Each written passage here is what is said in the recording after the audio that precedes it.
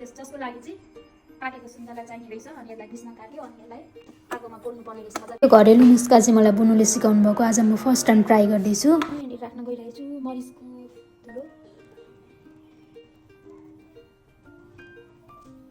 अदुवाको पेस्ट राख्न गइरहेको छु। राख्दैछु म यहाँ ज्वानो, लास्टमा बिरेन। यसलाई चाहिँ दिनमा 3 चोटि खानुपर्ने रहेछ, बिहान बेलुका र दिउँसो।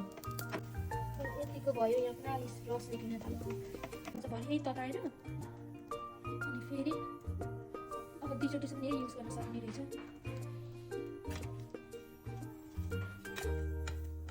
तर हाम्रो घरमा सबैलाई नि भएकोले गर्दाखेरि सबैलाई लुगा खोकीले भेटिएको छ नि त, अनि त्यो सबै नै चाहिन्छ, घरे नै बनाउने हो।